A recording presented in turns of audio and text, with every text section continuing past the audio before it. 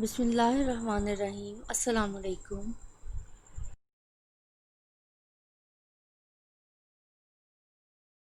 This is the fifth lecture of the series Programming Techniques. The lesson objective is that student will be able to understand, write and draw algorithm and flowchart of various problems. General success criteria is the completion of assigned written work independently, present written work in clear and legible handwriting, by avoiding overwriting and spelling mistakes. Let's discuss the flow of control. There are two basic aspects of computer programming: data and instructions, where instructions are applied over the data to get the required result. There are three basic types of control structures: sequential, selection, and repetition. In sequential flow, the statements are executed one after another in order they are written in. In selection, there are decisions and branching. We have to select one path between two or more alternative paths. In repetitional structure, looping is involved, where a piece of code is executed multiple times in a row.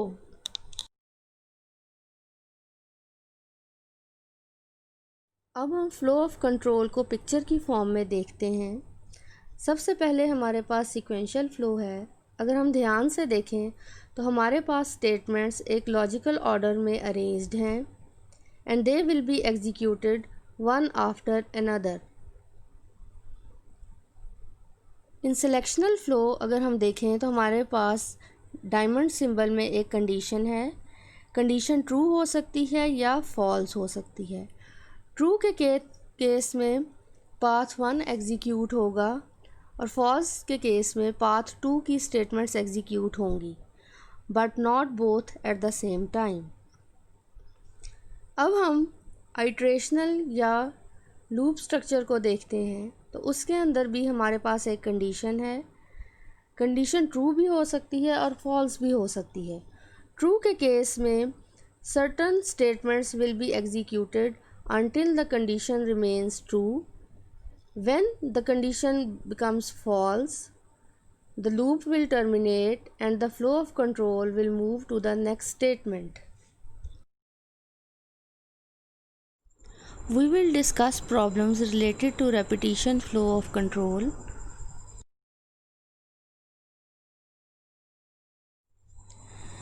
Now let's find the exponent of a given number. But first let's discuss the logic. It is a product of a number that multiplies itself as many times as its power or exponent.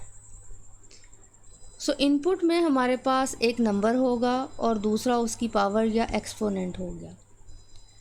Required output या जो result हमें required है वो basically क्या होगा, product होगा, जो कि मल्टीप्लिकेशन के बाद हमारे पास आएगा और प्रोसेसिंग में हम उस नंबर को उसके पावर टाइम्स जो है वो मल्टीप्लाई करेंगे।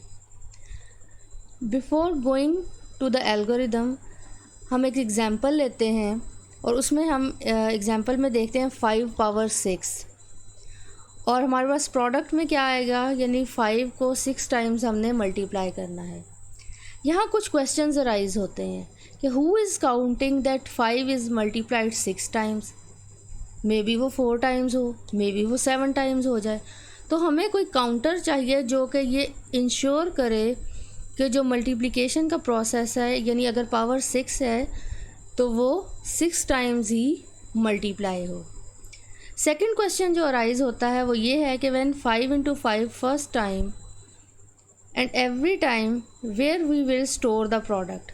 सो हमें एक स्टोरेज के लिए एक वेरिएबल चाहिए जो कि प्रोडक्ट के नाम से होगा। अगर आप तवज्जो से देखें तो 5 मल्टीप्लाइड बाय 5 तो एक रिज़ल्ट आएगा। नेक्स्ट टाइम उसके अंदर फिर 5 मल्टीप्लाई होगा, फिर प्रोडक्ट में स्टोर होगा और इसी तरह 6 टाइम्स वो मल्टीप्लाई होकर हमारे पास एंड रिज़ल्ट 1 आएगा जो कि क्या होगा, प्रोडक्ट में स्टोर हो जाएगा। और थर्ड क्वेश्चन जो अराइज होता है, what will happen after 5 is multiplied 6 times. तो जब हमने उसके ऊपर काउंटर लगाया और 6 टाइम्स वो अकॉर्डिंग टू आवर क्वेश्चन जो है या एग्जांपल मल्टीप्लिकेशन हो गई, तो उसके बाद हमारा जो एल्गोरिदम है वो क्या करेगा। क्या उसको स्टॉप हो जाना चाहिए, कोई और एक्शन लेना चाहिए, या क्या करना चाहिए।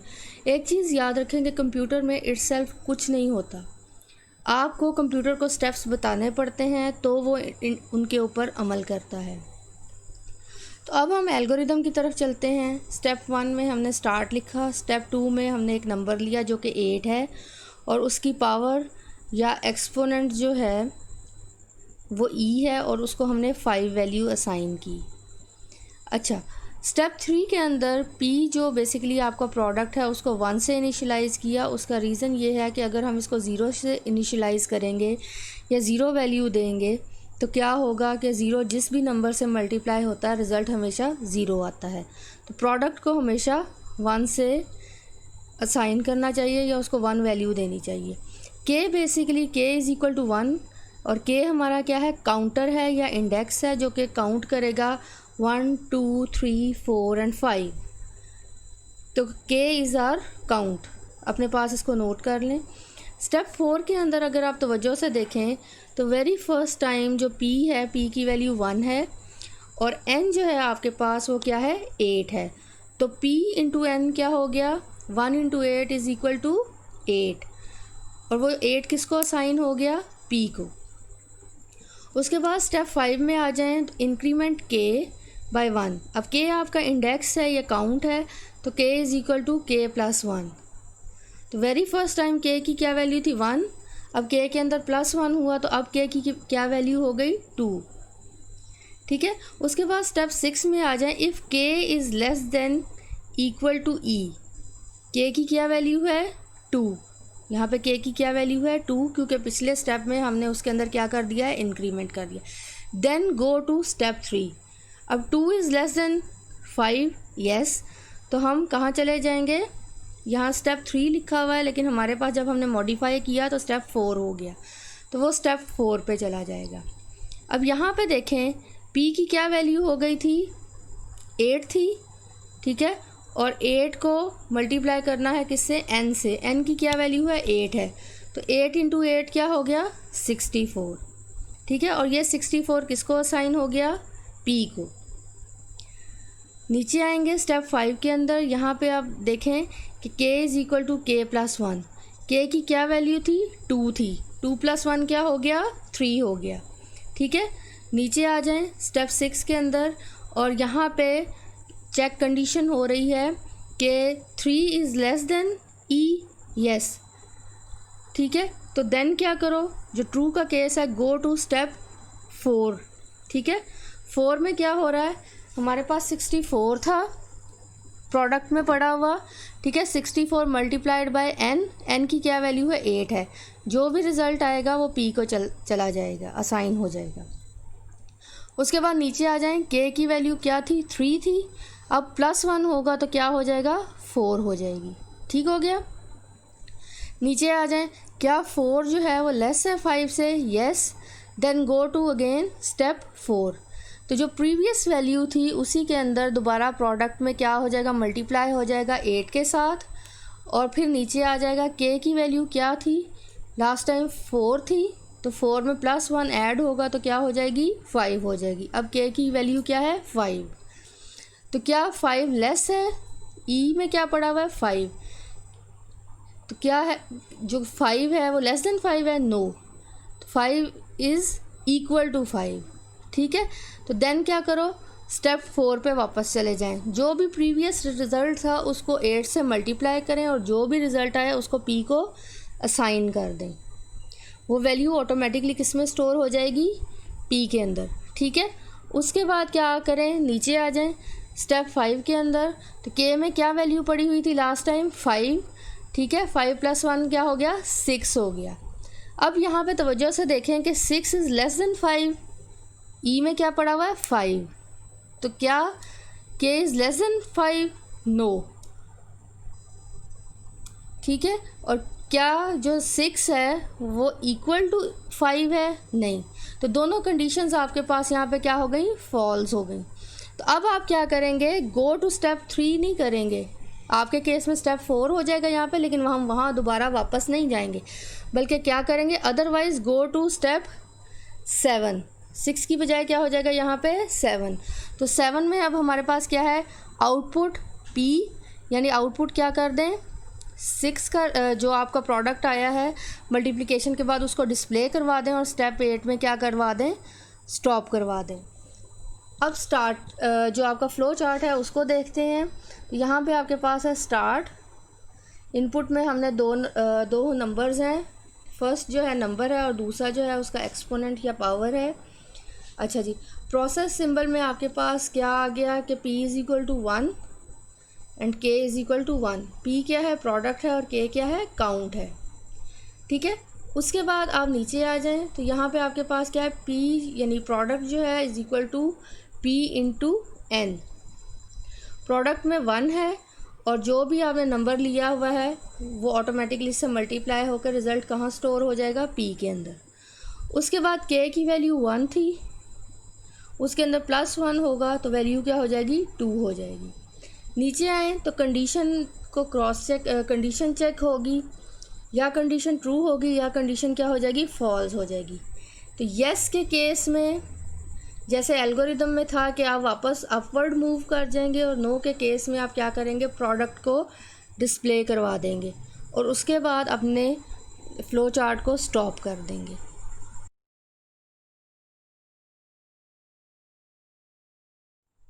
अब हम प्रॉब्लम नंबर 8 को देखते हैं, जिसमें हमने क्या करवाना है, print odd numbers from 1 to 100। So mathematically अगर हम देखें तो हमारे पास ऑड नंबर कौन से हैं जो कि नॉट फुली डिविजिबल बाय 2 होते हैं। ठीक है, तो इनपुट हमारी जो है वो कहाँ से स्टार्ट होगी, 1 से स्टार्ट होगी, टिल कहाँ तक जाएगी, 100 तक जाएगी। आउटपुट जो रिक्वायर्ड है वो क्या है कि सारे ऑड नंबर्स फ्रॉम 1 to 100। ठीक है, और अब हमने क्या करना है कि प्रोसेसिंग में स्टार्ट करेंगे और उसको 99 तक लेकर जाएंगे।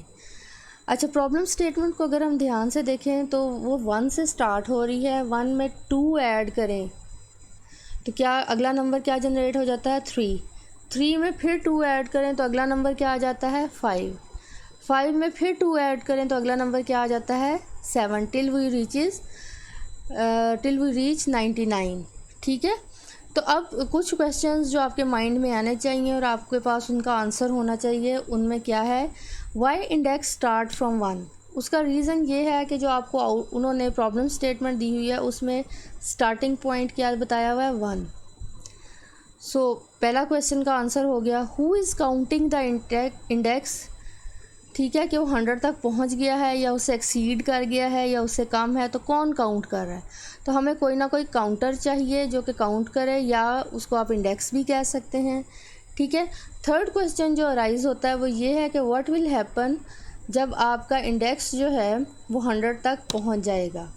ठीक है, और फिर हम उसके अंदर जो अगर आप 1 से स्टार्ट कर रहे हैं तो वो कैसे पहुंच जाएगा, उसके अंदर कुछ ना कुछ हम इंक्रीमेंट करवाएंगे, तो वो कैसे इंक्रीमेंट काम कर रहा है, ये क्वेश्चंस आपके माइंड में होने चाहिए। अच्छा जी, अब एल्गोरिदम की तरफ चलते हैं। तो उसमें क्या है, स्टेप 1 उसमें स्टार्ट करेंगे और K को 1 करेंगे। K आपका क्या है, काउंट है, ये आपका क्या है, काउंट है। ठीक है, और उसके बाद स्टेप 3 में डिस्प्ले करवा दें K को, तो वेरी फर्स्ट टाइम क्या चीज़ प्रिंट हुई है, 1। स्टेप 4 में आ जाएं तो K is equal to K + 2। तो K की वैल्यू पहले क्या थी, 1 थी, अब 1 + 2 क्या हो गया, 3। ठीक है, स्टेप 5 में आ जाएं अगर आप, तो स्टेप 5 में आपके पास क्या है कि आप कंडीशन लगा रहे हैं कि if K is less then 100। तो K में अभी क्या पड़ा हुआ था, 3 पड़ा हुआ था, 3 इज़ लेस देन डेफिनेटली 100। तो कंडीशन आपकी ट्रू है, तो हम कहाँ चले जाएंगे, गो टू स्टेप 3। ठीक है, स्टेप 3 के ऊपर आ जाएंगे। यहाँ स्टेप 2 लिखा हुआ है लेकिन आप इसको चेंज कर रहे हैं तो आपका ये स्टेप नंबर 3 होगा। अब स्टेप 3 को तवज्जो से देखें तो इसके अंदर क्या हो रहा है कि यहाँ पे आपके पास डिस्प्ले हो रहा है K। तो K की क्या वैल्यू थी जब एडिशन हुआ है, 3 थी। यस, आपने ये चीज़ माइंड में रखनी है। तो 3 डिस्प्ले हो जाएगा। उसके बाद स्टेप 4 में आ जाए तो 3 + 2 क्या हो गया 5। तो 5 किसको असाइन हो जाएगा के को।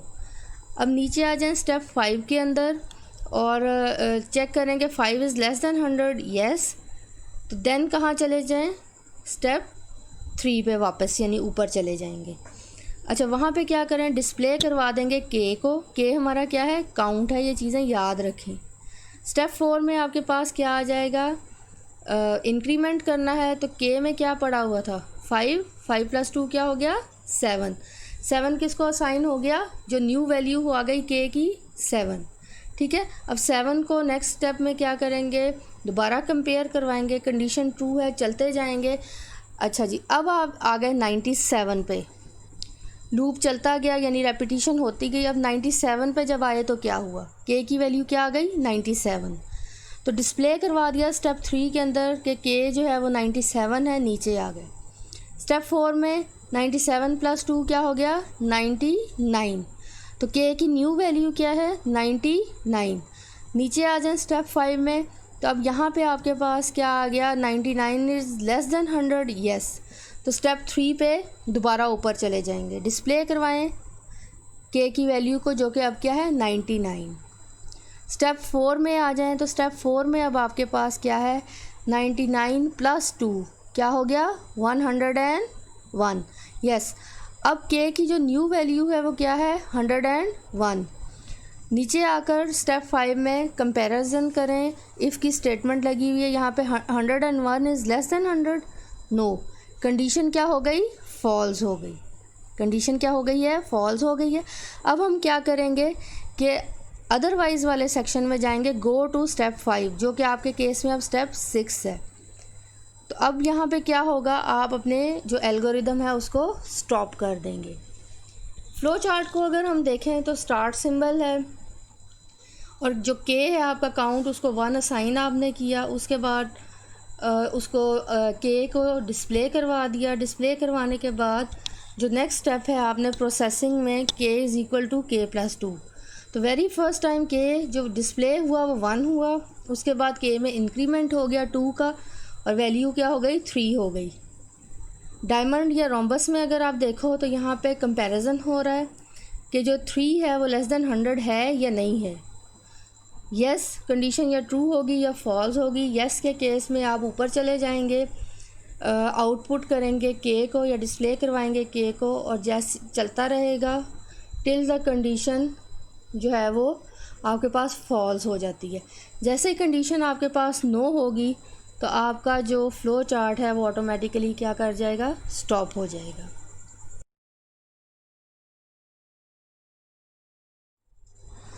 Problem number 9 print the following sequence of numbers in descending order. So यहाँ पे अपने सीक्वेंस को ध्यान से देखें, ये स्टार्ट हो रहा है 27 से और कहाँ तक जा रहा है -6 तक। सो कुछ क्वेश्चंस जो हैं हमारे पास अराइज होते हैं वो क्या हैं कि वाई इंडेक्स स्टार्ट्स फ्रॉम 27। हम 27 से क्यों स्टार्ट कर रहे हैं, तो इसलिए स्टार्ट कर रहे हैं क्योंकि हमें जो उन्होंने जो आउटपुट वो चाह रहे हैं कि हम जनरेट करके दें वो 27 से स्टार्ट हो रही है और कहाँ तक जा रही है -6 तक।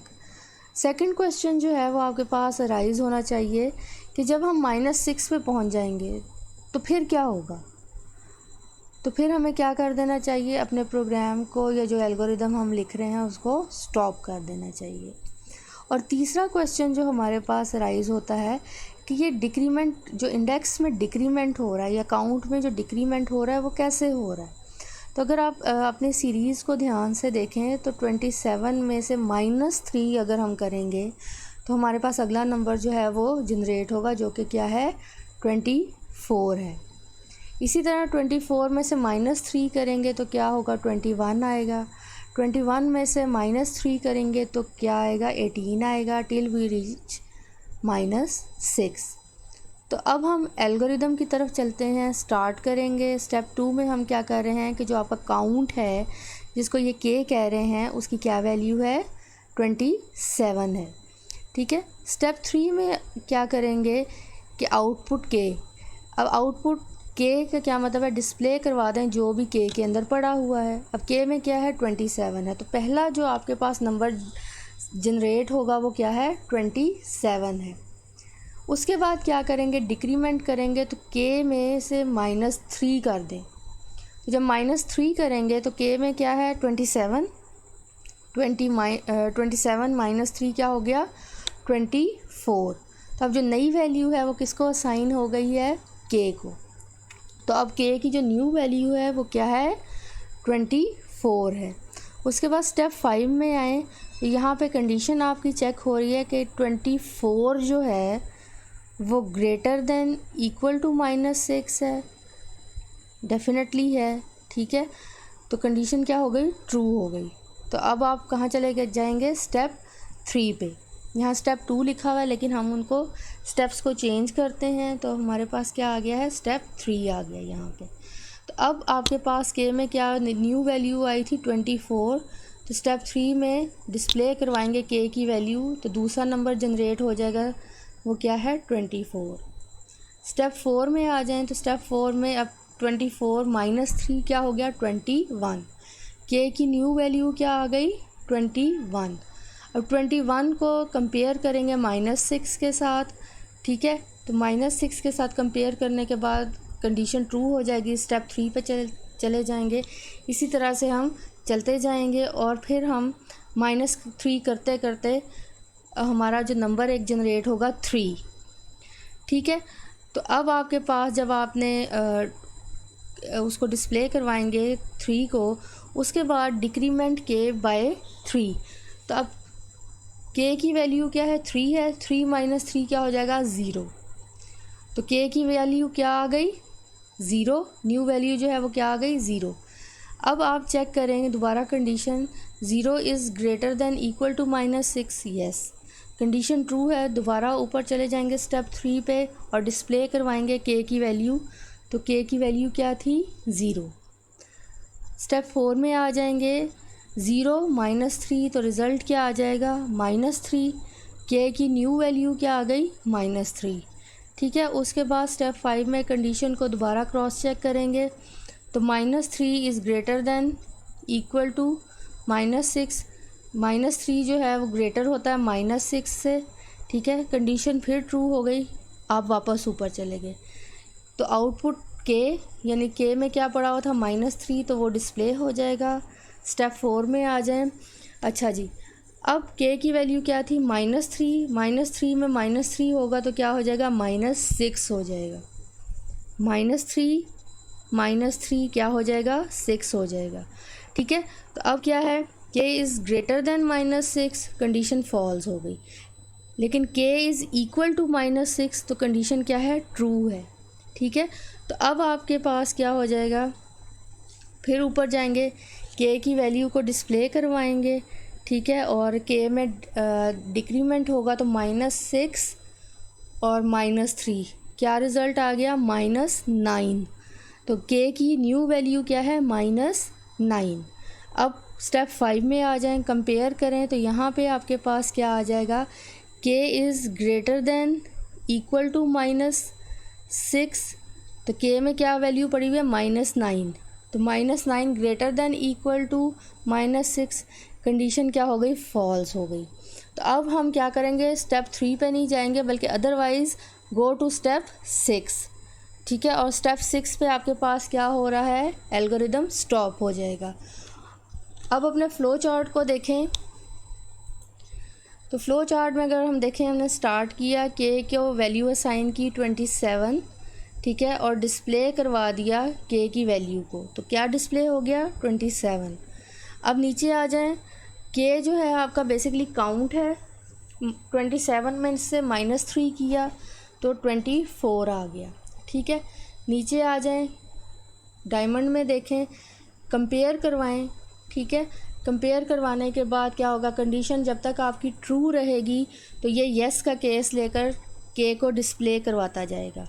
जैसे ही कंडीशन आपकी फॉल्स होगी, जो कि -9 पे, जैसे मैंने एल्गोरिदम आपसे एक्सप्लेन किया, जैसे ही वैल्यू -9 होगी के की, तो कंडीशन क्या हो जाएगी फॉल्स हो जाएगी और आप अपने फ़्लो चार्ट को स्टॉप कर देंगे। Here are some references used to develop these slides. Hopefully you have understood the concept of repetitional flow or iterational flow. Good luck and Allah Hafiz.